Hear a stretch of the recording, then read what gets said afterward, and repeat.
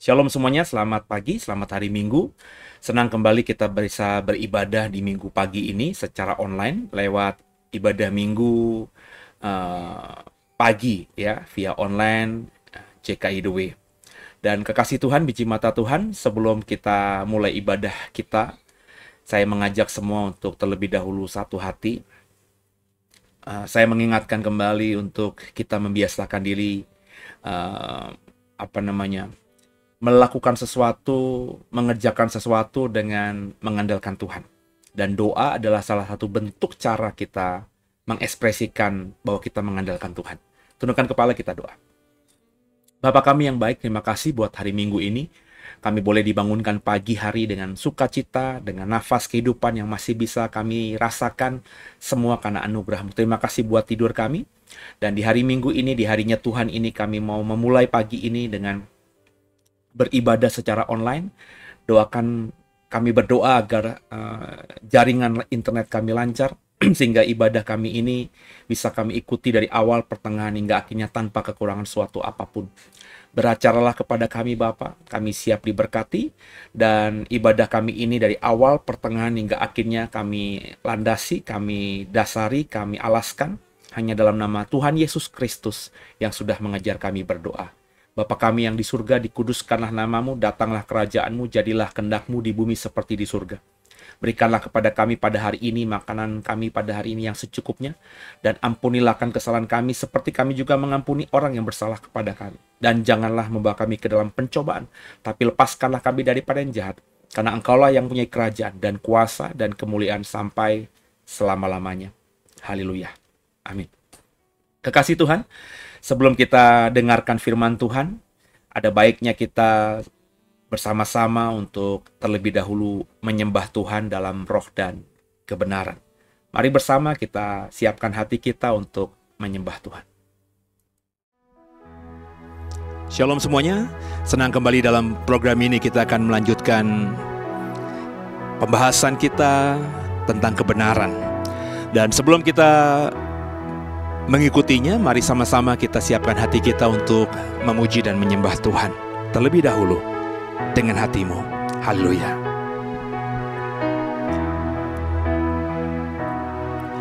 Ketika kulihat pintu-pintu tertutup, ketika ku rasakan beban semakin berat, ketika ku pandang jalan-jalan terhambat, ketika ku rasa Engkau jauh,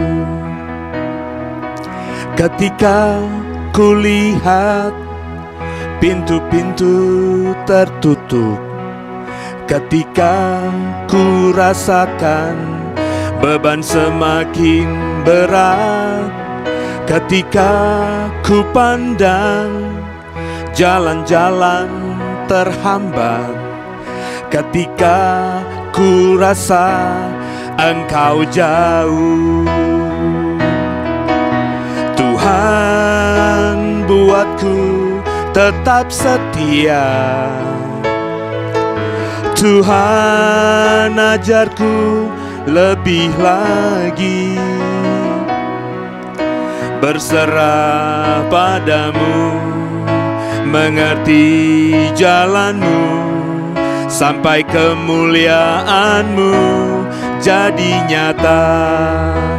Haleluya, mari bersama-sama kembali kita nyanyikan dengan hati kita. Ketika kulihat, ketika kulihat pintu-pintu tertutup, Ketika ku rasakan beban semakin berat, ketika ku pandang jalan-jalan terhambat, ketika ku rasa Engkau jauh,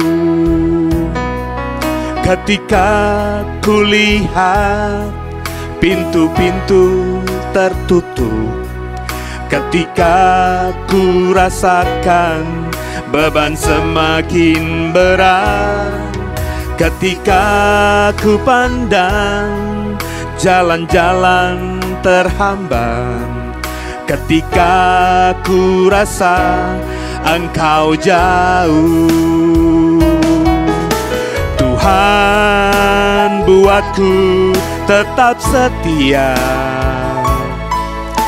Tuhan, ajarku lebih lagi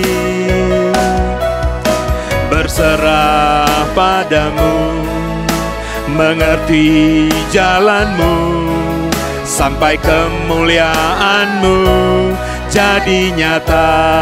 Oh Tuhan, buatku tetap setia. Tuhan, ajarku lebih lagi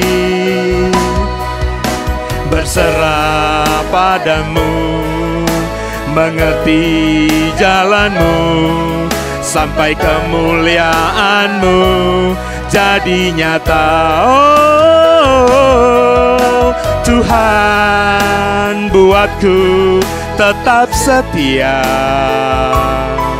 Tuhan, ajarku lebih lagi berserah padamu, mengerti jalanmu, sampai kemuliaanmu jadi nyata,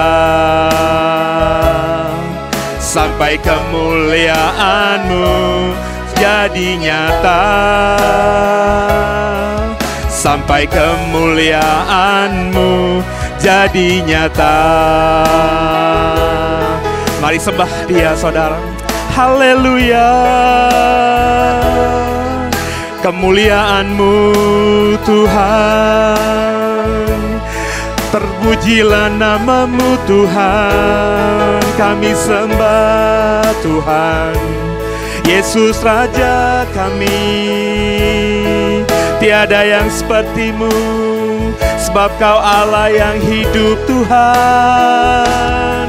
Penasehat ajaib kami, Allah yang perkasa, penolong yang setia. Yesus namanya, Yesus Tuhan. Kami memuji-Mu, kami menyembah-Mu, Allah yang hidup, Allah yang luar biasa. Haleluya, terpujilah nama-Mu kekal sampai kekal selamanya. Tiada yang lain, hanya Kau Tuhan, hanya Yesus, Tuhan dan Juru Selamat kami. Haleluya.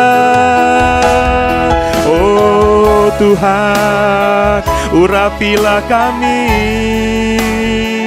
jamalah kami. Haleluya. Mari sama-sama katakan, Tuhan, buatku tetap setia. Tuhan, ajarku lebih lagi berserah padamu, mengerti jalanmu, sampai kemuliaanmu jadi nyata. Tuhan, buatku tetap setia. Tuhan, ajarku lebih lagi berserah padamu, mengerti jalanmu, sampai kemuliaanmu jadi nyata. Oh Tuhan, buatku tetap setia. Tuhan, ajarku lebih lagi berserah padamu, mengerti jalanmu, sampai kemuliaanmu jadi nyata. Sampai kemuliaanmu jadi nyata. Oh, sampai kemuliaanmu jadi nyata. Haleluya. Semoga terus setia sama Tuhan. Terpujilah nama Tuhan. Ya, di pagi hari ini Bapak Ibu kita akan belajar kembali, coba mengeksposisi kitab Kejadian, terutama tentang penciptaan. Ya, di rumah saya lagi hujan, semoga tidak terganggu ya Bapak Ibu ya. Tema yang saya berikan pada ibadah minggu pagi ini adalah mengulik tentang penciptaan cakrawala. Dan cakrawala adalah penciptaan di hari yang kedua. Hari pertama kita sudah membahas tentang penciptaan langit dan bumi. Kemudian juga kita sempat kemarin belajar soal penciptaan terang dan gelap. Benar ya Bapak Ibu ya? Masih di hari pertama juga. Kemudian kita juga sudah belajar tentang penciptaan matahari. Ya. Tepatnya kita kemarin ngebahas soal bagaimana tumbuh-tumbuhan juga itu bisa hidup di penciptaan hari ketiga, padahal matahari belum ada. Ya. Kita sudah belajar tentang makanan yang Tuhan berikan kepada manusia, yakni tumbuh-tumbuhan yang berbiji, buah-buahan yang berbiji. Semua yang berbiji itu adalah makanan untuk manusia. Kenapa alasannya sudah saya bagikan di minggu yang lalu. Dan hari ini kita membahas soal penciptaan cakrawala. Ya. Ada banyak hal tentang cakrawala yang bisa kita pelajari. Saya mengajar dan berbagi tentang hal ini supaya Bapak Ibu punya wawasan yang cukup jelas, cukup dalam ketika kita bicara soal penciptaan langit dan bumi. Tempat kita ini tinggal. Aneh kalau Bapak Ibu tinggal di bumi tapi Bapak Ibu tidak tahu sejarahnya tentang bagaimana Tuhan menciptakan semuanya ini. Mari sama-sama kita baca dulu Kejadian pasal 1 ayat 6-7. Berfirmanlah Allah, jadilah cakrawala di tengah segala air untuk memisahkan air dari air. Maka Allah menjadikan cakrawala dan ia memisahkan air yang ada di bawah cakrawala itu dari air yang ada di atasnya. Dan jadilah demikian. Lalu Allah menamai cakrawala itu langit, jadilah petang, dan jadilah pagi, itulah hari kedua. Nah, kekasih Tuhan, biji mata Tuhan, ada kata cakrawala di dalam Kejadian 1 ayat 6-7. Lebih tepatnya, objek yang menjadi objek utama ketika penciptaan hari kedua. Nah, kata cakrawala di sini menggunakan kata Hebrew, kata Ibrani rakia, ya, yang memang diterjemahkan oleh LAI menjadi kata cakrawala. Tapi sebenarnya kalau mau lebih tepatnya, dalam Kamus Strong nomor 7549, tempat di mana kata rakia ini ada, rakia menurut Kamus Strong itu berarti an expanse, ya, hamparan begitu. The firmament, ya, atau cakrawala, atau visible arch of the sky. Jadi ada lengkungan gitu yang terlihat yang ada di langit. Itulah yang dimaksud dengan cakrawala. Dijelaskan dalam ayat yang kita baca tadi, cakrawala itu ada untuk memisahkan air yang ada di bawah dan air yang ada di atas. Jadi cakrawala itu untuk memisahkan air yang ada di atasnya dan air yang ada di bawahnya. Ya, itulah cakrawala, Bapak Ibu. Itulah rakia dalam bahasa Ibrani. Coba kita dalami lagi terjemahan LAI, terjemahan baru Kejadian 1 ayat 6. Berfirmanlah Allah, jadilah cakrawala di tengah segala air untuk memisahkan air dari air. Ya. Coba kita perbandingkan dengan terjemahan Inggris NIV. Kan kata Ibraninya kita sudah tahu, rakia tadi ya. Apa menurut terjemahan NIV tentang rakia itu? And God said, let there be a fault between the waters to separate water from water. Ya. A fault, sebuah brankas. Coba kita lihat arti rakia dalam terjemahan NKJV, New King James Version. Then God said, let there be a firmament in the midst of the waters, and let it divide the waters from the waters. Ya, jadi a firmament, ya, sebuah cakrawala. Jadi terjemahan New King James Version itu sama dengan terjemahan LAI kita. Kemudian bagaimana kata rakia diterjemahkan oleh NASB, New American Standard Bible. Ya. Then God said, let there be an expanse, ya, in the midst of the waters, and let it separate the waters from the waters. Sebuah hamparan, an expanse, sebuah hamparan. Nah, inilah yang bisa kita pahami lebih tajam tentang cakrawala itu. Jadi bisa memang artinya cakrawala sesuai dengan bahasa Indonesia. Bisa berarti sebuah brankas gitu, ya. Bisa berarti sebuah hamparan. Dan kalau kita lihat Kamus Strong, itu bisa seperti lengkungan yang terlihat ya di langit. Itulah yang disebut dengan cakrawala. Nah, sebelum ada cakrawala bagaimana? Cakrawala kan diciptakan atau dijadikan di hari kedua. Nah, sebelum hari kedua kan bumi sudah ada. Nah, sebelum ada cakrawala itu kurang lebih gambarannya seperti apa? Kita baca Kejadian 1 ayat 1 sampai 2. Pada mulanya Allah menciptakan langit dan bumi. Bumi sudah ada, bumi sudah diciptakan. Bara Elohim, Tuhan menciptakan bumi. Bumi belum berbentuk dan kosong. Gelap gulita menutupi samudra raya, dan roh Allah melayang-layang di atas permukaan air. Saya kasih garis atau saya kasih penekanan warna kuning di situ. Samudra raya dan roh Allah, Roh Kudus, ya, melayang-layang di atas permukaan air. Jadi jelas di sini terlihat secara tersirat dan juga tersurat bahwa bumi itu sebelum ada cakrawala ditutupi oleh samudra raya. Bumi itu seluruh atasnya, permukaan bumi itu semuanya ditutupi oleh permukaan air.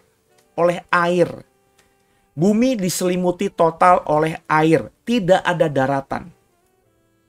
Perhatikan baik-baik. Gelap gulita menutupi samudra raya dan roh Allah melayang-layang di atas permukaan air.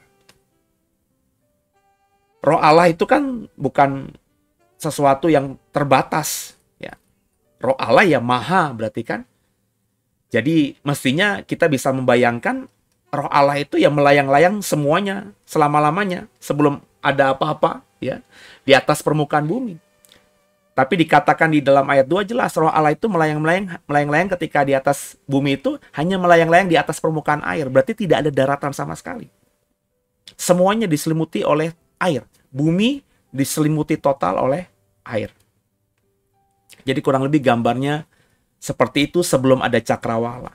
Dan setelah ada cakrawala, dikatakan tadi, bumi setelah ada cakrawala, di permukaan bumi seperti kondisi saat ini. Permukaan bumi ketika sudah ada cakrawala ya seperti sekarang ini. Seperti sekarang tuh maksudnya ada dry land atau dry ground atau daratan. Dan waters under the firmament or the sea. Atau maksudnya ada lautan. Ada air di bawah cakrawala. Kemudian kita bisa lihat the firmaments, juga bisa disebutkan the heavens, langit. Kemudian di atas cakrawala, di atas langit itu ada the waters, ada air lagi. Karena cakrawala itu memisahkan air dari air. Air yang tadinya ada di atas permukaan bumi, bumi yang tadinya semuanya diselimuti oleh air, roh Allah itu ketika ada di atas bumi yang melayang-layang di atas permukaan air, pas hari kedua, air itu mulai dipisahkan. Maksudnya, air yang ada di atas permukaan bumi yang menyelimuti bumi itu diambil sebagian. Jangan tanya sama saya sebagiannya berapa. Dan sebagian air itu ditaruh di atas cakrawala. Dan masih ada yang tertinggal di atas permukaan bumi. Itu yang disebut dengan sungai. Itu yang disebut dengan lautan, samudra. Dan karena air yang tadinya menyelimuti seluruh bumi diambil sebagian, maka mulai tampaklah daratan-daratan. Jadi ketika sudah ada cakrawala, di atas cakrawala ada lautan, ada samudra air juga. Samudra air atau lautan air itu seperti yang ada di permukaan bumi.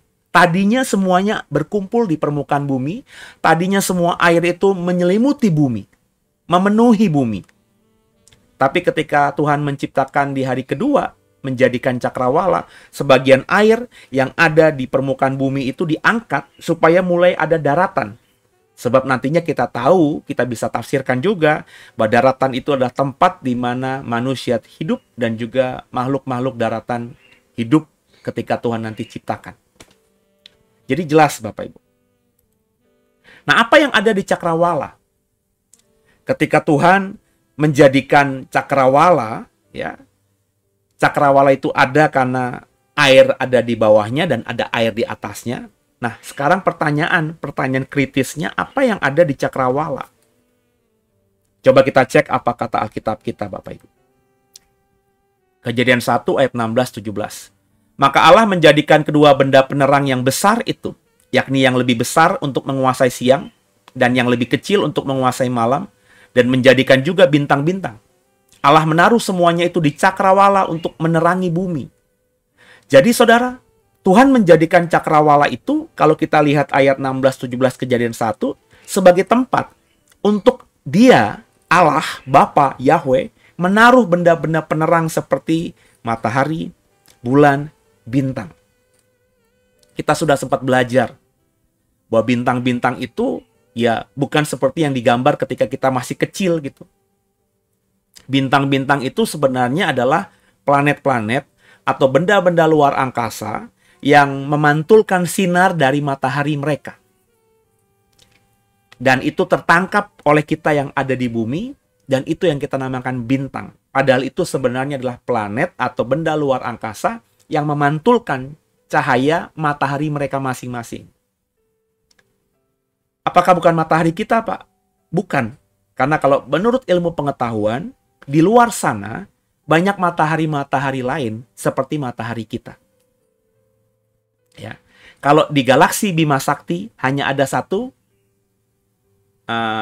maafkan saya, di tata surya kita, ya, di mana ada bumi, Mars, Neptunus, terus juga Uranus, ya, itu kan planet-planet di tata surya kita kan mengitari matahari kita, matahari yang bisa kita lihat kalau siang hari.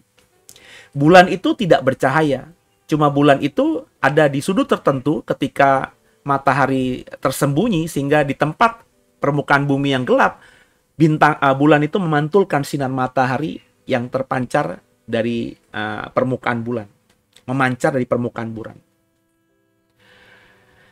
Nah, tata surya kita itu ada di galaksi yang namanya Bima Sakti.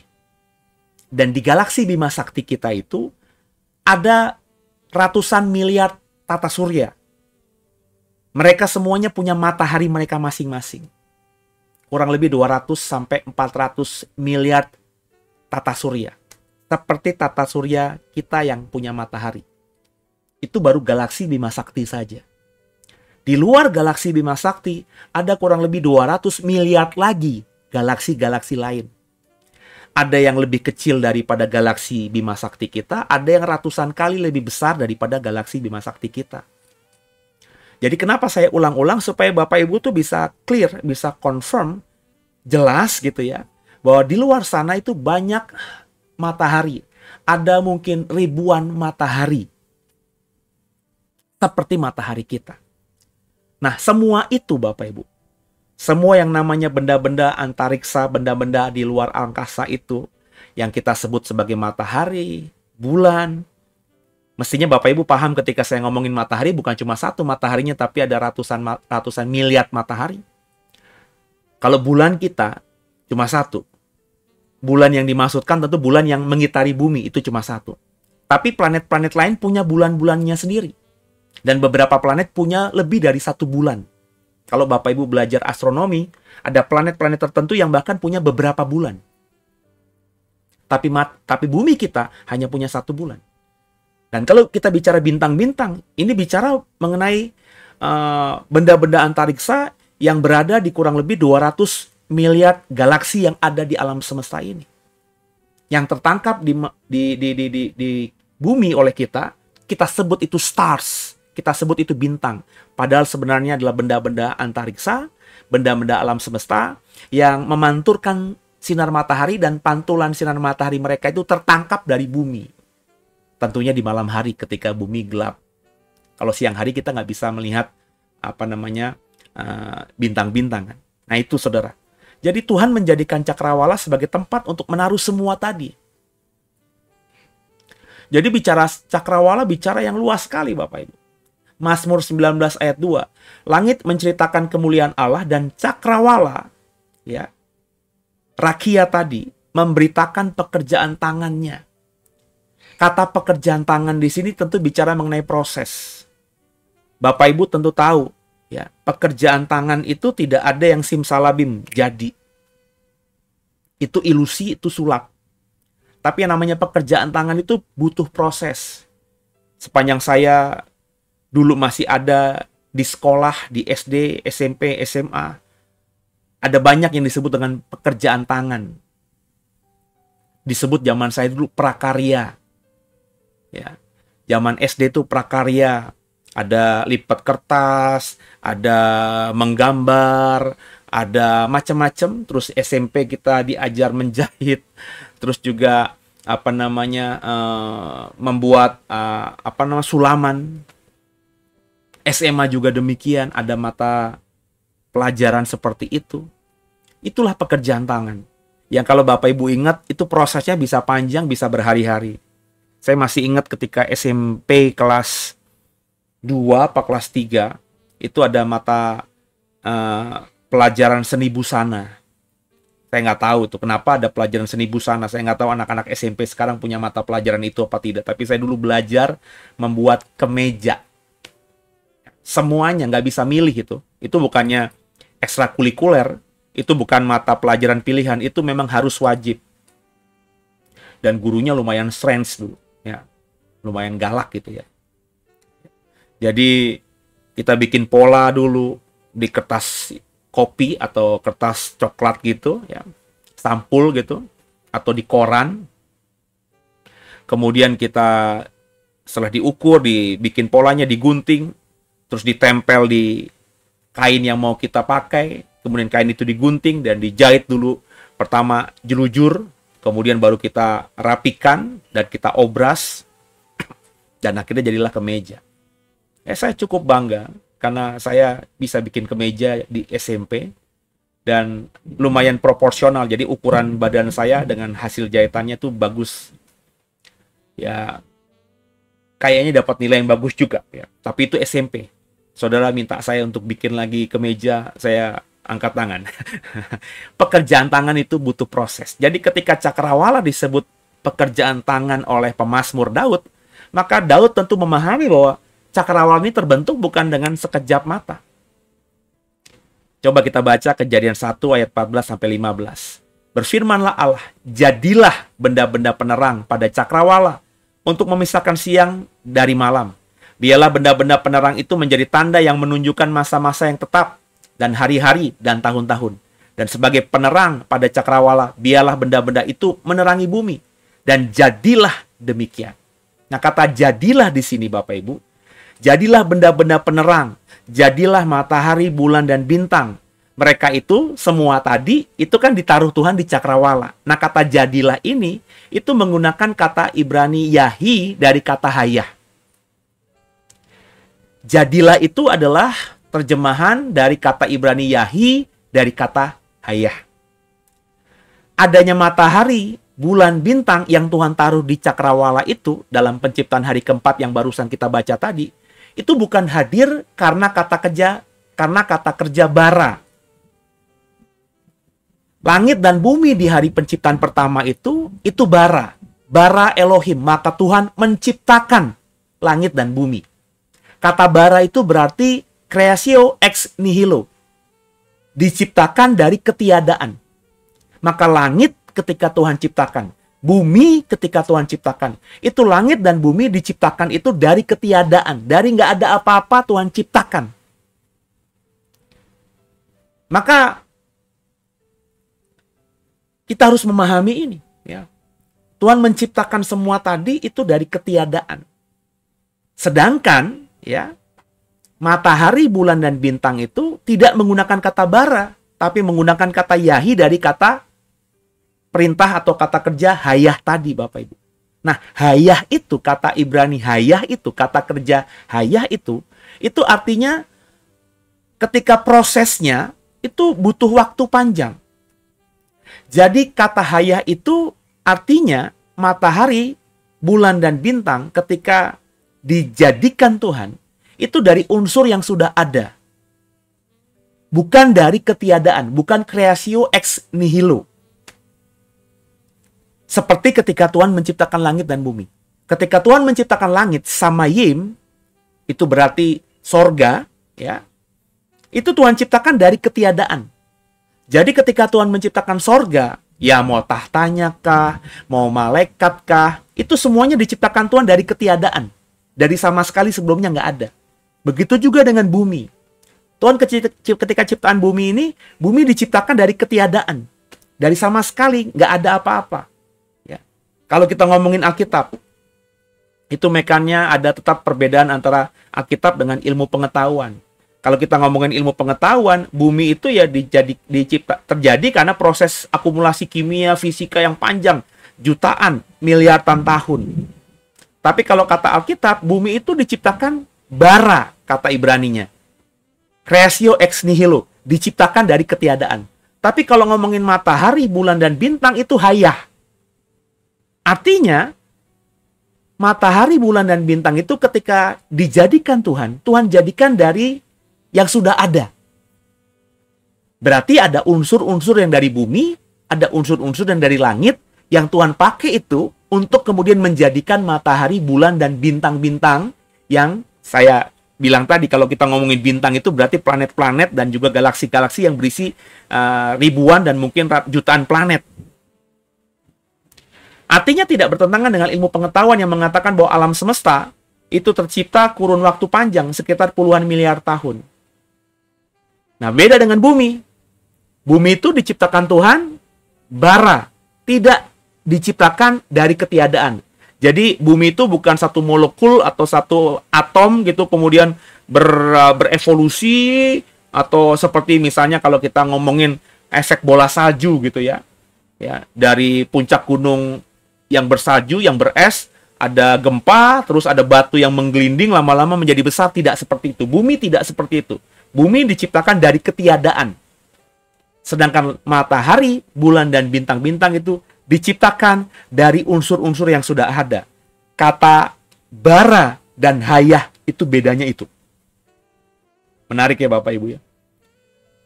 Kalau ngomongin matahari, bulan, dan bintang, itu diciptakan butuh proses panjang karena diciptakan dari sesuatu yang sudah ada, tidak bertentangan dengan ilmu pengetahuan. Saya ketika bikin materi ini, saya sempat coba cek lagi. Memang alam semesta ini diperkirakan diciptakan sekitar 14 miliar tahun. Hasil dari satu atom, ledakan atom, Big Bang, teorinya itu, ya. Kemudian akhirnya terciptalah alam semesta ini. Ya. Alam semesta tidak bertentangan dengan Alkitab. Tapi kalau ngomongin bumi, ya, bumi ini kalau ngomongin Alkitab adalah pusat. Kalau kita ngomongin hari penciptaan, bumi diciptakan Tuhan di hari pertama. Sedangkan matahari, bulan, dan bintang diciptakan Tuhan di hari keempat. Itu menandakan kan bumi diciptakan ketika matahari, bulan, dan bintang-bintang yang kita tahu, matahari bukan cuma satu, ada kurang lebih 200 miliar matahari, ya. Itu baru ngomongin di tata surya galaksi kita saja, ya. Di galaksi Bima Sakti doang. Ya. Di luar galaksi Bima Sakti kan saya bilang ada 200 miliar juga galaksi, yang tentunya ada ribuan miliar matahari mereka masing-masing. Jadi kalau ilmu pengetahuan mengatakan bumi itu nggak ada apa-apanya, ya. Yang menjadi pusat tata surya kita tuh matahari karena bumi mengitari matahari. Tapi kalau kita ngomongin Alkitab, matahari itu diciptakan di hari keempat. Bumi diciptakan di hari pertama. Berarti bumi lebih ada terlebih dahulu. Sebelum ada matahari. Berarti bumi dulu ketika diciptakan tidak mengitari matahari. Wah, mataharinya nggak ada. Nangkep ya Bapak Ibu ya? Nah ini yang nanti butuh adjustment, butuh pendalaman lagi. Saya mungkin akan butuh explore lagi untuk bisa menjelaskan lebih dengan logika. Karena apa yang saya sampaikan, apa yang Alkitab katakan itu soal penciptaan bumi dan juga matahari, bulan, dan bintang, itu kayaknya tidak nyambung. Ya. Tapi kita harus berpegang pada Alkitab. Alkitab tidak mungkin salah. Alkitab mengatakan bumi diciptakan terlebih dahulu. Baru kemudian benda-benda luar angkasa seperti matahari, bulan, dan bintang. Matahari, bulan, dan bintang, benda-benda yang semuanya ada di luar angkasa itu diciptakan dari unsur yang sudah ada. Mungkin unsur dari bumi, seperti saya bilang tadi. Mungkin juga unsur dari surga. Mungkin bagian dari molekul atau bumi pernah mengalami suatu ledakan gitu. Terus partikel-partikel kecilnya akhirnya Tuhan pakai untuk menjadikan matahari, bulan, dan bintang. Ya. Alkitab tidak menjelaskan apa-apa. Ya masih misteri ilahi, kita cuma bisa berimajinasi meskipun imajinasi kita juga tidak bisa kita yakini 100%. Ya. Jujur aja soal hal ini saya masih agak bingung. Kenapa? Karena apa yang dikatakan ilmu pengetahuan dengan apa yang dikatakan Alkitab masih bertentangan. Paling tidak sampai hari ini ya belum ada keselarasan. Ya. Saya berusaha sebab saya percaya Alkitab tidak pernah salah. Dan saya juga percaya ilmu pengetahuan itu pun itu pasti akan mendukung kebenaran yakni Alkitab. Nah kalau hari ini sampai detik ini ilmuwan yang lebih hebat mendalami ini belum sampai ketemu titik temu, ya mungkin belum saatnya rahasia-rahasia ilahi itu dibukakan di hari-hari ini. Tapi nanti ke depan pasti akan ada pembuktian-pembuktian ilmiah yang sesuai dengan apa yang dikatakan Alkitab. Kenapa? Karena Alkitab satu-satunya kebenaran. Berfirmanlah Allah, jadilah cakrawala di tengah segala air untuk memisahkan air dari air.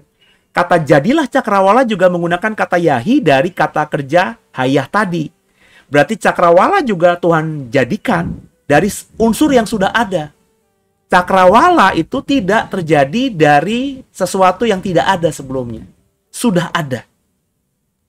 Jadi cakrawala, kemudian matahari, bulan, dan bintang dijadikan Tuhan lewat sebuah proses panjang. Dari unsur-unsur yang sudah ada. Mungkin molekul, mungkin atom, atau mungkin ada unsur-unsur terkecil lain yang saya nggak tahu karena saya tidak mendalami ilmu pengetahuan hari-hari ini. Nah itu sebabnya pemazmur mengatakan sebagai sebuah pekerjaan tangan, sebuah proses panjang yang Tuhan kerjakan untuk semesta ini. Jadi saya sangat percaya bahwa hari pertama, hari kedua, hari ketiga di dalam Kejadian 1 itu bukan 1 kali 24 jam. Ketika kita mendalami lebih lagi, nggak masuk akal itu 1 kali 24 jamnya manusia. Kenapa? Pertama, belum ada waktu 24 jam sehari pada saat Kejadian pasal 1. Kan begitu Bapak Ibu. Jadi saat itu ya kita nggak tahu. Penulis kitab Kejadian, kalau kita mengimani itu Musa mengatakan hari pertama, hari kedua, hari ketiga, itu dia untuk membahasakan agar pembacanya, agar kita lebih mudah memahaminya. Jadi hari pertama, hari kedua, hari ketiga itu tidak bisa kita tafsirkan secara literal. Satu hari pertama itu 1 kali 24 jam. Terus kita bilang hari pertama itu hari Senin. Kita bilang hari pertama itu hari Minggu. Kita nggak bisa bilang begitu. Sebab hari Senin, Selasa, Rabu, Kamis, Jumat, Sabtu, Minggu itu pun dijadikan, tercipta. Ya bukan di saat ketika Kejadian pasal 1 terjadi. Ya. Kan nama-nama hari, nama-nama bulan, nama-nama unsur-unsur waktu, menit, detik itu kan diciptakan atau tercipta udah ketika manusia modern, jauh setelah langit dan bumi ini diciptakan Tuhan. Jadi Bapak Ibu Kejadian 1 ayat 20 juga mengatakan demikian. Kalau ditanya tadi, Apa yang ada di cakrawala? Yang pertama yang ada di cakrawala adalah matahari, bulan, dan bintang. Yang kedua apa? Kejadian 1:20 ini. Berfirmanlah Allah, hendaklah dalam air berkeriapan makhluk yang hidup, dan hendaklah burung bertebangan di atas bumi melintasi cakrawala. Burung-burung bisa terbang selama ada oksigen. Benar ya? Burung itu kalau nggak bisa menghirup oksigen, mati. Seperti kita semua makhluk hidup, kalau nggak menghirup oksigen pasti mati. Artinya, burung-burung itu ketika dikatakan melintasi cakrawala, ya berarti terbang di bawah atmosfer bumi. Benar ya? Karena di atas atmosfer bumi, ya manusia nggak bisa hidup, nggak bisa bernafas. Makanya kalau ada astronot atau ada pesawat luar angkasa, itu keluar dari atmosfer bumi, semuanya harus menggunakan oksigen. Atau dalam kapal luar angkasa itu tersedia oksigen yang cukup, yang dibawa tentunya dari bumi, agar ketika ada beberapa astronot bekerja di luar angkasa sana, mereka masih bisa hidup.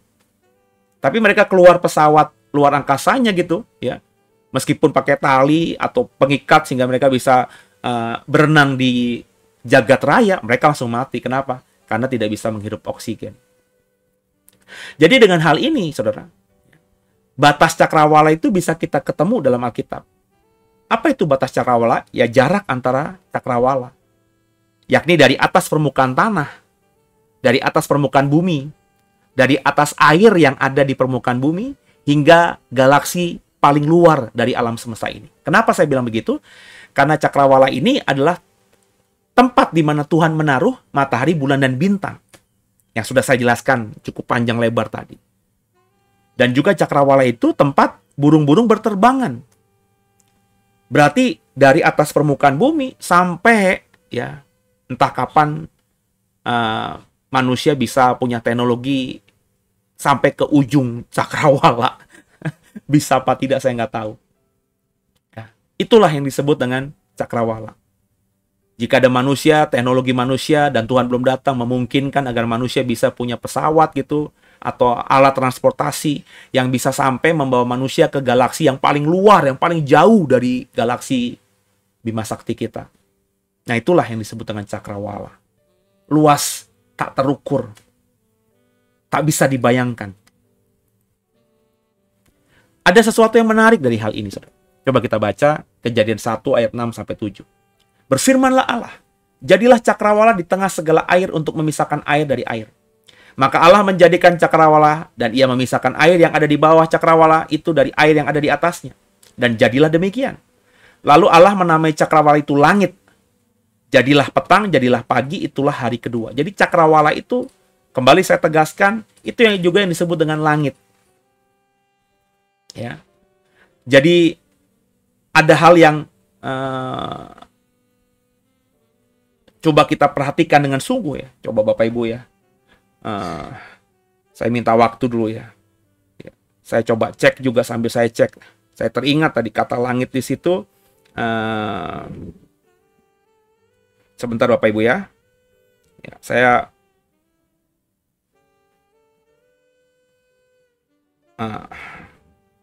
mau cek itu. Apakah itu menggunakan kata samayim juga?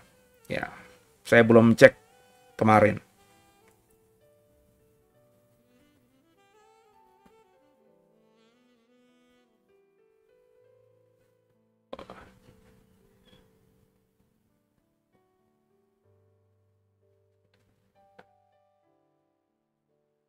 Oh, saya nggak ketemu di sini, saudara ya.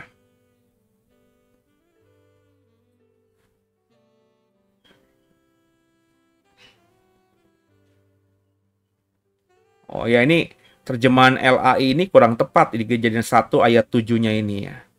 Sebab dalam terjemahan Inggrisnya itu, so God made the expanse ya.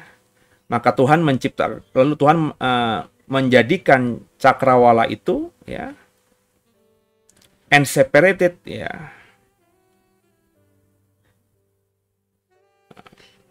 Sebentar Bapak Ibu ya. Saya penasaran saya. Mumpung ini saya bisa cek dulu ya. Oh, salah ya. Mestinya ayat ke-8. Sebentar. Ini ada kesalahan dari coba kita cek lagi Bapak Ibu. Ya. Jadi bicara mengenai Samayim, ya. Oh, God called the expanse sky Samayim. Oh ya benar Bapak Ibu ya. Jadi dalam Kejadian 1 kan pada mulanya bara Elohim, pada mulanya Allah menciptakan langit dan bumi. Langit itu kan Samayim. Kemudian juga di dalam Kejadian 1, saya coba revisi ya Bapak Ibu ya. Sebentar ini. Gimana tadi?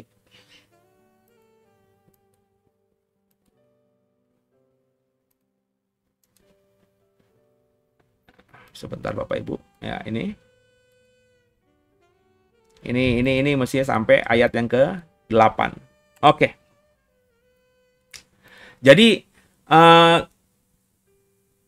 langit yang diciptakan Tuhan di hari pertama itu ternyata dikonfirmasi dalam Kejadian 1 ayat 8 itu yang disebut juga dengan cakrawala. Ya.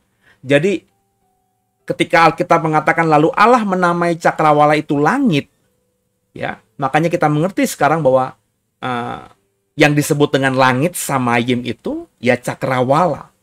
Ya. Menarik di situ. Tuhan menciptakan Samayim di hari pertama. Tapi Samayim yang kalau kita baca tadi di hari keempat Tuhan ciptakan matahari, bulan dan bintang dan Tuhan taruh di cakrawala, itu baru ada di hari keempat. Berarti tentu ya Samayim di Kejadian 1 dengan Samayim yang ada di Kejadian 1 ayat 8, maksud saya Samayim yang ada di hari penciptaan pertama dengan Samayim yang ada di hari penciptaan kedua yakni cakrawala ini adalah satu, tapi di hari kedua Tuhan sempurnakan. Ketika Tuhan menciptakan langit dan bumi di hari pertama, itu langit Samayimnya itu bicara mengenai sorga, makhluk-makhluk sorgawi, tahtanya Tuhan dan seterusnya. Baru di hari kedua, Samayim itu Tuhan tambahkan dengan cara apa? Tuhan menaruhkan di hari keempat matahari, bulan, dan bintang, semua benda-benda luar angkasa itu. Dan yang saya mau katakan, yang saya mau tegaskan di sini dalam konteks ada sesuatu yang menarik bahwa ketika Tuhan menciptakan hari kedua, ya, di mana kita tahu di hari kedua itu ada Tuhan menjadikan cakrawala yang memisahkan air yang ada di bawah dan air yang ada di atas. Cakrawala itu tidak dikatakan baik. Bapak Ibu perhatikan nanti Kejadian pasal 1 bicara soal penciptaan hari pertama, hari ketiga, hari keempat, hari kelima, hari keenam. Semua penciptaan di hari-hari lainnya, kecuali hari kedua, Tuhan katakan baik. Bahkan beberapa sungguh baik. Tapi di hari kedua, ayatnya sama sekali tidak kita ketemu ada kata baik di situ. Seolah-olah ketika Tuhan menciptakan cakrawala, Tuhan tidak berkata itu baik. Dulu Bapak Ibu, saya sempat menafsirkan dihubungkan dengan Efesus 6 ayat 12. Karena perjuangan kita bukanlah melawan darah dan daging, tapi melawan pemerintah-pemerintah, melawan penguasa-penguasa, melawan penghulu-penghulu dunia yang gelap ini, dan melawan roh-roh jahat di udara. Nah, saya dulu mengatakan, ini tafsir saya dulu, saya harus akui Bapak Ibu, bahwa saya memang mengatakan demikian. Ya. Kayaknya khotbah-khotbah saya yang soal ini juga saya tidak pernah take down dari YouTube. The Warriors, ya, masih ada. Kenapa hari kedua tidak dikatakan baik? Dulu saya menafsirkan karena Tuhan tahu di kemahatauannya bahwa nanti ada fallen angel, ada roh-roh jahat yang dilempar dari surga, Satan salah satunya, dan semua itu dilempar menurut Efesus pasal 6 ayat 12 ini, mereka berkuasa di udara, roh-roh jahat di udara, melayang-layang di udara, di cakrawala. Itu makanya kalau kita baca Wahyu 12 ada peperangan Mikael dengan naga, itu juga di udara, ya. Kenapa udara, cakrawala, penciptaan hari kedua Tuhan tidak bilang baik? Karena Tuhan tahu yang disebut dengan cakrawala atau langit atau udara itu nanti tempat berkuasanya roh-roh jahat yang dilempar, diusir dari surga. Ya itu yang saya tafsirkan dulu. Saya biasanya hubungkan dulu, saya masih ingat dengan peristiwa Daniel yang sejak hari pertama dia berdoa kepada Tuhan di tepi sungai Tigris agar mendapatkan jawaban dari apa yang dia lihat. Tapi Gabriel, malaikat Tuhan itu membawa jawaban dari Tuhan itu baru sampai kepada Daniel di hari ke-21 atau hari ke-24. Ya. Kalau nggak salah hari ke-24 atau hari 21 gitu di Daniel pasal 10, Bapak Ibu bisa cek sendiri ya. Itu kenapa? Karena pembawa pesan itu dihalangi oleh penghulu-penghulu. Ya. Penghulu-penghulu atau roh-roh jahat supaya dia tidak sampai cepat. Malaikat Tuhan ini bisa sampai kepada Daniel, akhirnya bertemu dengan Daniel, menyampaikan apa jawaban Tuhan buat Daniel, setelah Mikael membantu dia melawan roh-roh jahat yang menghalangi si malaikat Tuhan ini atau Gabriel, saya tafsirkan, untuk bicara kepada Daniel. Itu dulu Bapak Ibu. Dulu kayaknya masuk akal gitu. Ya. Tapi saya menemukan kebenaran hari ini. Jadi kenapa cakrawala itu tidak dikatakan Tuhan baik? Kenapa hari kedua itu tidak Tuhan katakan baik? Hari pertama baik, hari ketiga baik, hari keempat baik, hari kelima baik, hari keenam baik. Kenapa hari kedua penciptaan tidak Tuhan katakan baik? Ya. Pada hari kedua Allah menjadikan cakrawala untuk memisahkan air yang di bawah cakrawala dan air yang di atas cakrawala. Perhatikan baik-baik kalimat ini. Kejadian 1 ayat 6-8 yang saya kutip. Jadi hari penciptaan kedua, cakrawala tidak dikatakan baik karena tindakan yang Allah lakukan adalah tindakan pemisahan dan bukan penciptaan atau menciptakan sesuatu yang baru. Cakrawala itu bukan sesuatu yang Tuhan ciptakan. Cakrawala itu hanya sebuah pemisahan. Maka oleh sebab itu tidak diikuti oleh pernyataan itu baik. Jadi dulunya kan bumi diselimuti oleh air, gelap gulita, dan melingkupi seluruh samudra raya, dan roh Allah melayang-layang di atas permukaan air. Kan begitu, bumi diselimuti oleh air. Nah, pertanyaan saya, ketika bumi diselimuti oleh air, sudah ada langit belum? Tentu sudah. Karena bumi kan kita tahu hari ini juga ada, di gimana ya, di suatu tempat yang kita sebut alam semesta kan. Ya.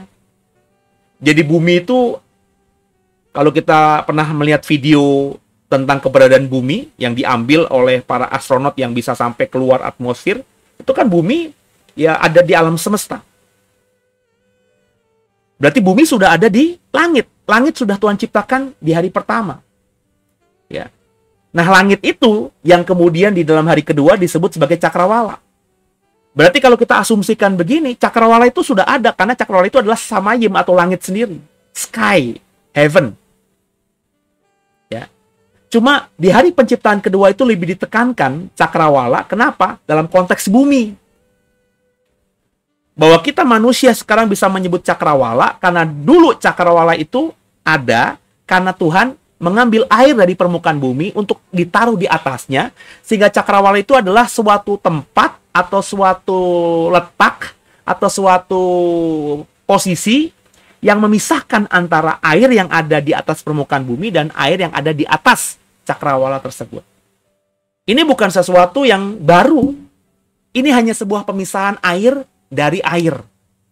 Nah, ketika air mulai terpisah dari air, maka di antara mereka itu adalah cakrawala. Makanya karena bukan penciptaan sesuatu yang baru, ya, maka tidak disebut baik. Sebab kalau Bapak Ibu lihat konteksnya, hari pertama itu Allah menciptakan langit dan bumi, itu baru, itu menciptakan.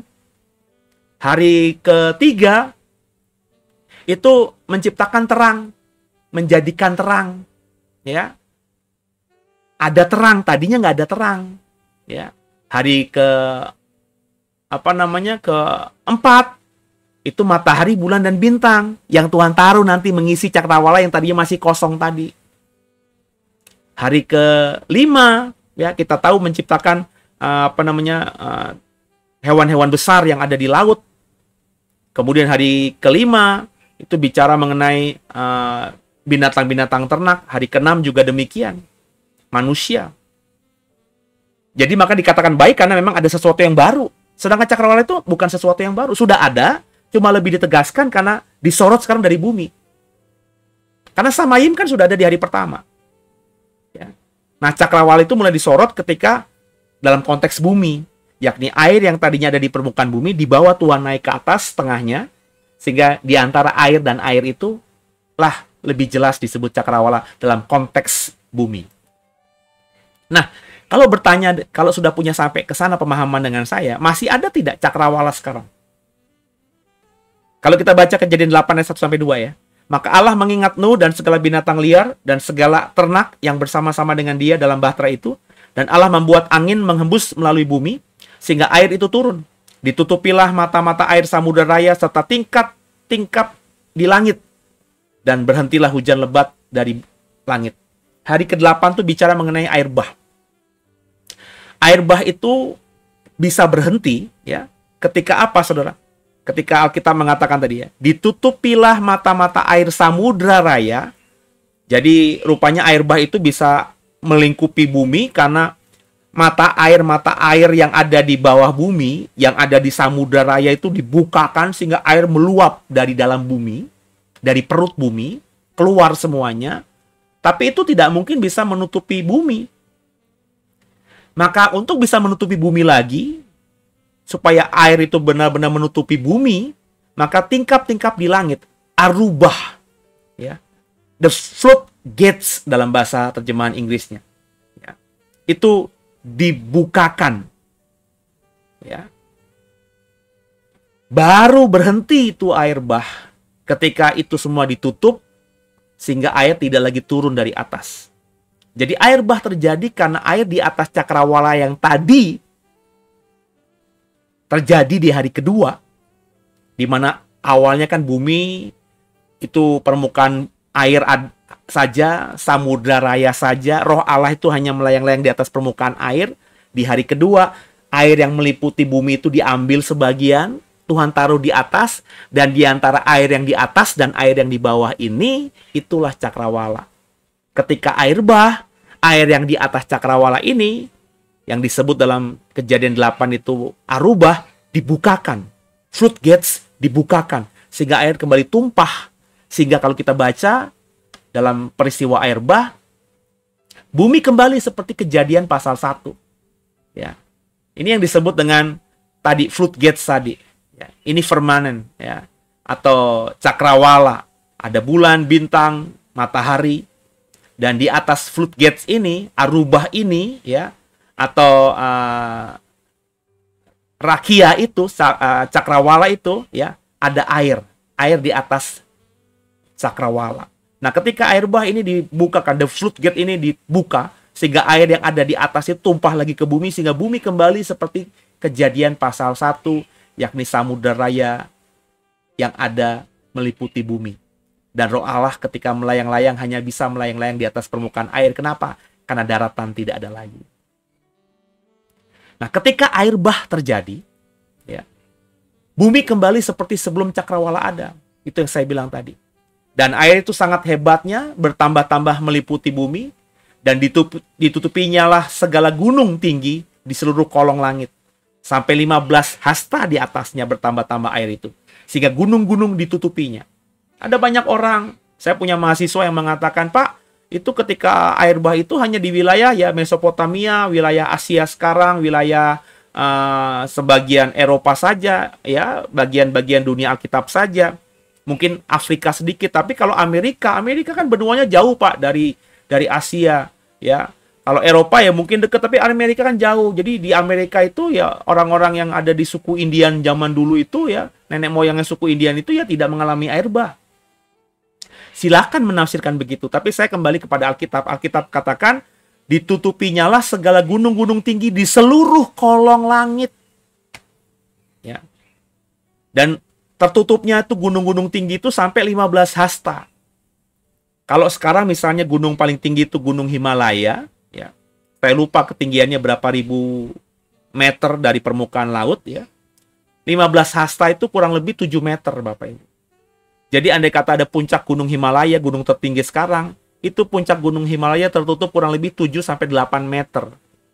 Karena satu hasta itu tergantung, tapi rata-rata diukur 50 cm, 60 cm, 70 cm. Ya, tidak ada ukuran pasti seperti sekarang senti. Hasta itu adalah ukuran lengan manusia. Satu lengan manusia itu ada yang 50 cm, ada yang 60 cm, tergantung panjang tangannya manusia dan tinggi badannya manusia kan.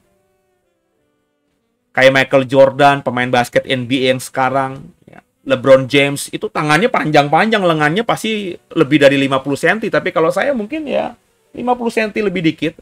Anak saya mungkin hanya 50 cm. Anak yang lebih kecil mungkin hanya 40 cm. Jadi tergantung hastanya itu siapa, hastanya siapa, lengan tangannya siapa. Maka dibuat rata-rata, taruhlah 50 cm. 15 hasta, 50 cm, kurang lebih 7,5 meter. Jadi, bumi kembali seperti Kejadian pasal 1. Ya. Samudra raya, daratan yang sudah ada, buktinya manusia-manusia sebelum air bah, termasuk Nuh itu bisa hidup, berarti kan ada daratan. Ya nggak saudara ya? Akhirnya semuanya mati. Semua makhluk hidup itu tertutup, air lagi mati. Binatang-binatang yang hidup itu ya selain yang di air ya, itu hanya binatang yang masuk ke dalam bahtera. Kalau yang di air tentu binatang-binatang itu bisa hidup, namanya juga komunitasnya di air kan. Tapi yang lainnya, binatang yang di daratan, semuanya yang ada di daratan mati, kecuali yang dibawa masuk ke dalam bahtera. Manusia-manusia yang tidak di dalam bahtera mati semuanya. Bumi kembali diselimuti oleh air, seperti Kejadian pasal 1. Kenapa bisa terjadi? Karena tadi air yang ada di atas cakrawala ya itu dibukakan oleh Tuhan dan tumpah lagi ke bumi.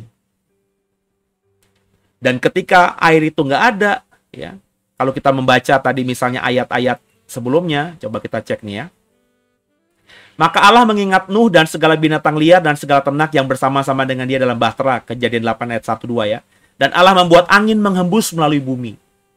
Kalau dulu ada cakrawala, Tuhan yang dengan caranya Tuhan gimana saya nggak tahu lah, pokoknya air yang meliputi bumi itu diambil sebagian di atas, sehingga akhirnya ada air yang di atas dan ada air yang di bawah, dan di antara air yang di atas dan di bawah itu ada cakrawala.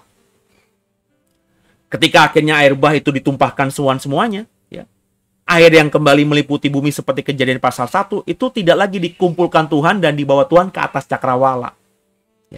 Makanya ilmu pengetahuan sekarang tidak menemukan ada lautan air atau samudra raya di atas atmosferkah atau menduga-duga ada di alam semesta ini.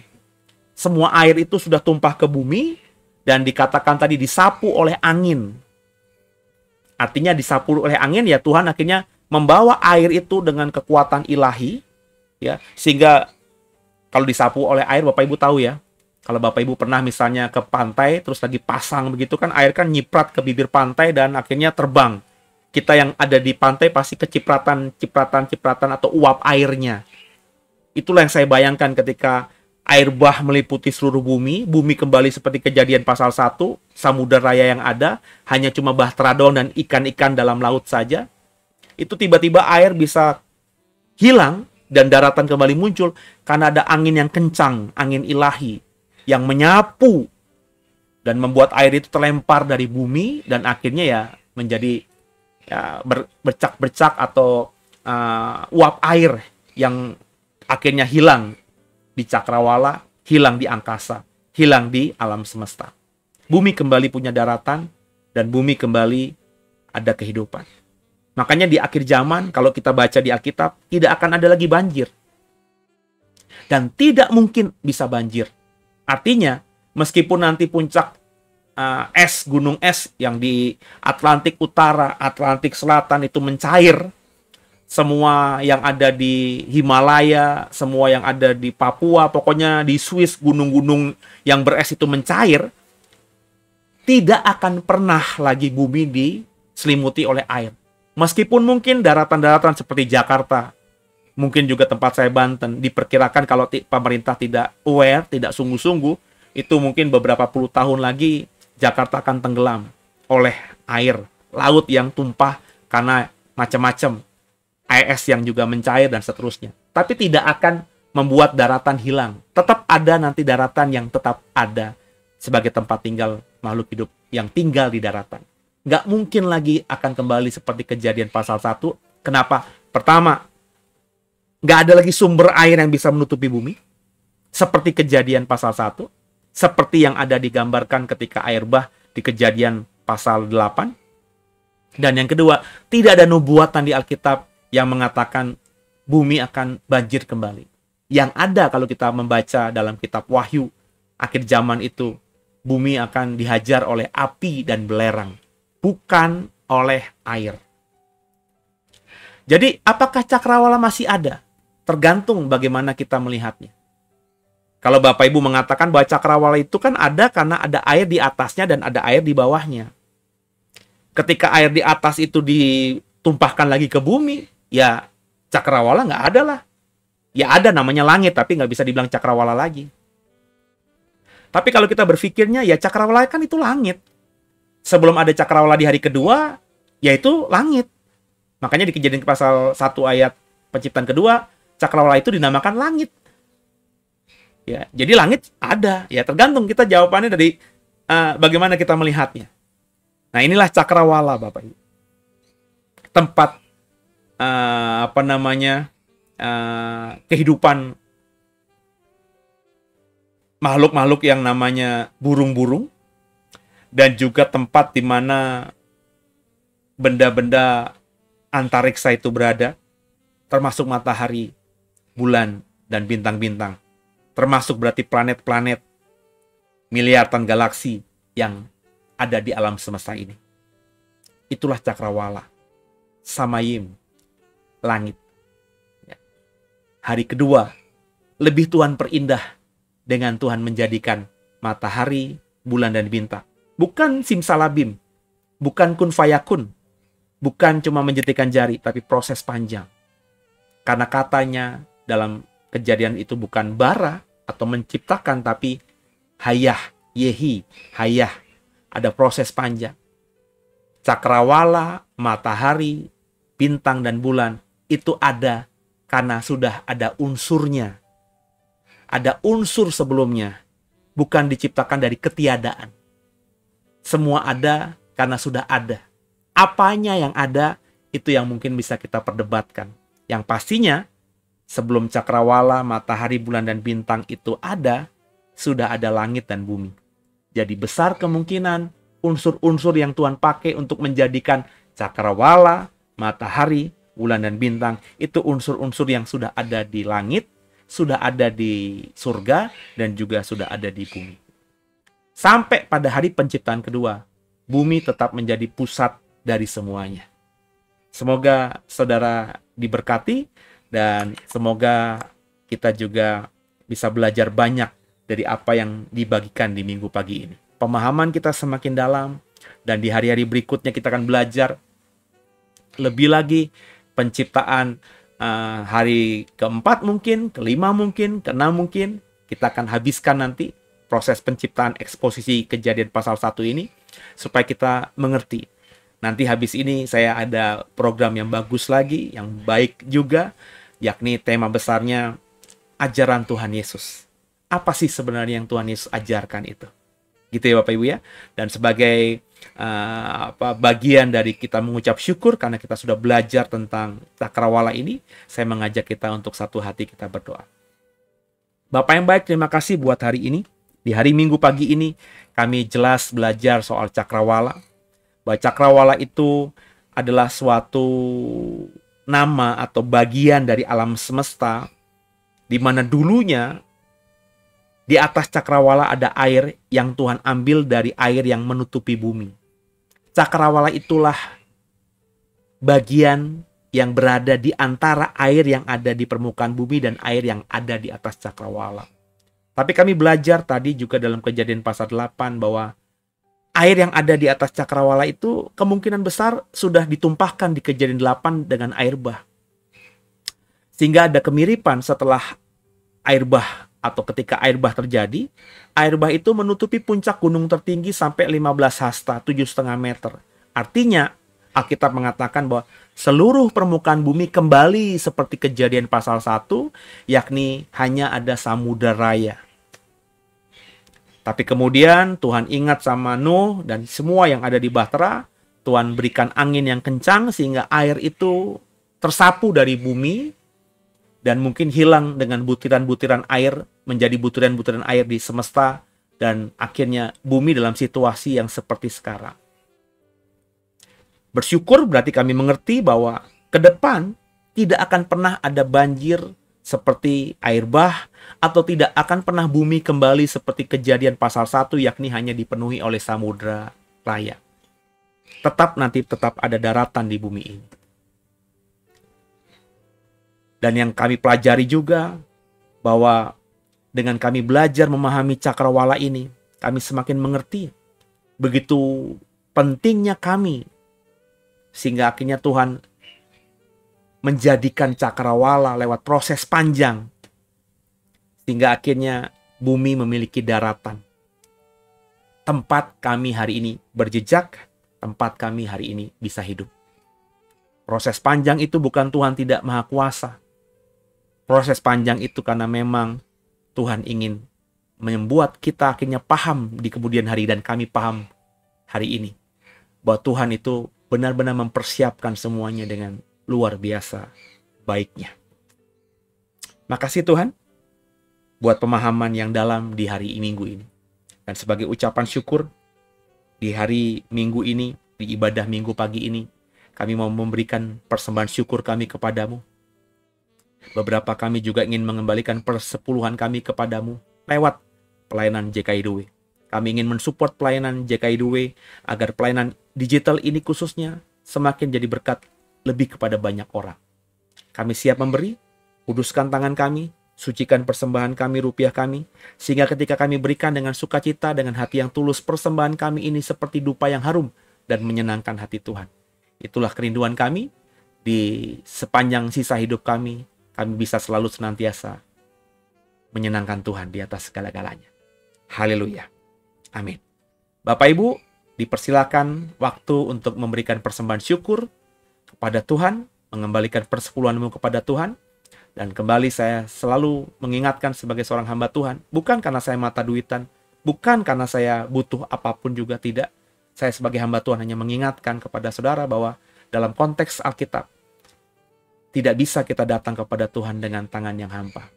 Persembahan bukan masalah nominal, tapi kita harus bertanggung jawab. Kita punya kewajiban, kita punya perintah dari Tuhan untuk datang kepada Tuhan dengan persembahan yang kita bisa beri. Makanya ada kasus dalam Alkitab, ada seorang janda yang miskin gak punya apa-apa. Ketika dia datang beribadah kepada Tuhan, datang ke dalam bait Allah, dia tetap memberikan persembahan. Nominalnya tidak seberapa, tapi dia berikan dengan sukacita. Hanya 2 peser dia berikan kepada Tuhan. Jadi saudara, saya nggak tahu kondisimu, belajarlah melakukan kebenaran firman Tuhan. Jangan beribadah tanpa memberikan persembahan syukurmu kepada Tuhan. Berikan dengan syukur, maka Tuhan akan memberkati hidup. Selamat memberi. Haleluya. Aku datang dengan tangan yang hampa, dan ku bawai bagimu. Dengan senang hati dan aku nyatakan rasa syukurku untuk kebaikanmu. Takkan ku datang dengan tangan yang hampa, kan ku berikan tubuh, roh, dan jiwaku di atas mezbahmu, dan aku korbankan yang ku miliki semuanya untukmu. Ini persembahanku, ucapan syukurku, seluruh hidupku, dan ku berikan bagimu. Tuhanku, sucikanlah persembahanku, jadi dupa yang harum menyenangkanmu. Tuhanku, terimalah. Terima kasih buat persembahan saudara. Saya percaya ketika kita mentaati kebenaran firman Tuhan, maka kita akan hidup dalam kasih dan anugerahnya. Dan sebelum kita akhiri, saya mengajak semua saudara untuk kembali satu hati kita berdoa. Bapak yang baik, terima kasih buat minggu pagi ini kami boleh belajar banyak tentang hari penciptaan kedua, yakni ketika Tuhan menjadikan cakrawala. Tuhan, terima kasih buat semua yang kami dapati di hari minggu ini. Biarlah dengan pemahaman yang kami dapatkan, kami semakin bisa mengerti tentang kemurahan Tuhan, semakin menghargai kebaikan Tuhan, dan semakin menghidupi Tuhan dengan sungguh dalam keseharian hidup kami. Tuhan berkati bangsa negara kami, Indonesia, sedang dalam masa-masa kampanye Pilpres dan Pemilu. Doa Tuhan agar kami nanti di Februari punya pemimpin yang dari Tuhan. Beri yang terbaik Tuhan buat Indonesia. Kami rindu Indonesia dipimpin oleh orang-orang yang takut akan Tuhan. Orang-orang yang benar-benar mimpi dan tujuannya ingin agar Indonesia itu adil dan makmur. Pemimpin yang tidak punya rasa memiliki kekuasaan. Pemimpin yang benar-benar tulus melayani bagi masyarakat. Kami juga berdoa buat gereja-gerejamu, agar di bulan Natal ini semua gereja bisa merayakan Natal dengan sukacita bersama jemaatnya. Dan kami bersyukur Tuhan, kami boleh ada di bulan terakhir di 2023. Terima kasih buat segala penyertaan Tuhan atas setiap kami. Berkati juga The Way, nanti sebentar jam 11 ada ibadah. Tuhan tolong agar urapan Tuhan juga penuh atas setiap yang melayani, sehingga pelayanan kami nanti di jam 11 juga semakin jadi berkat bagi banyak orang dan di atas segalanya bisa menyenangkan Tuhan. Kami serahkan Tuhan Yesus semuanya, pelayanan JKI 2 ini, apa yang sedang kami rencanakan dalam program menyambut Natal dan Tahun Baru, semua kebutuhan dana, kebutuhan biaya apapun Tuhan cukupkan tepat pada waktunya. Dan izinkan kami juga dalam momen Natal dan Tahun Baru ini bisa jadi berkat buat orang lain, terutama yang belum kenal Tuhan. Kami bisa berbagi sesuatu meskipun tidak besar, tapi kami mau belajar memulai nanti tahun yang baru dengan memberi terlebih dahulu.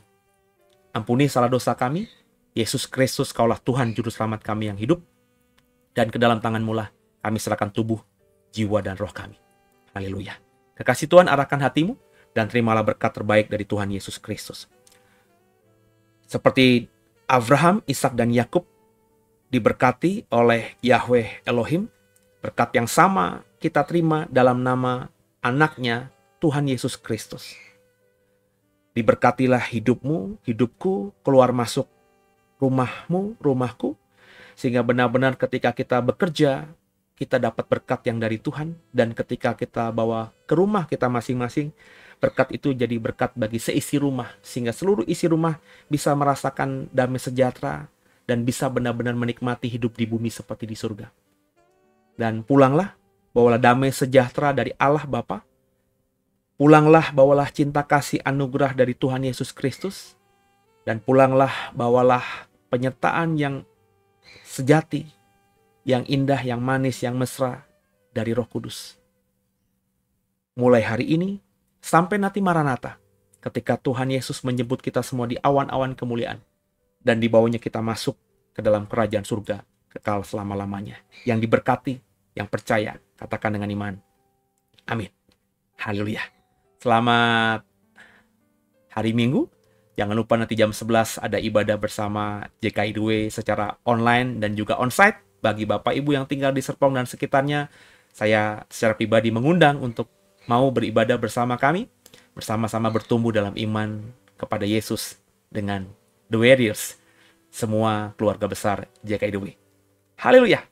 Terus dalam Tuhan, God bless you.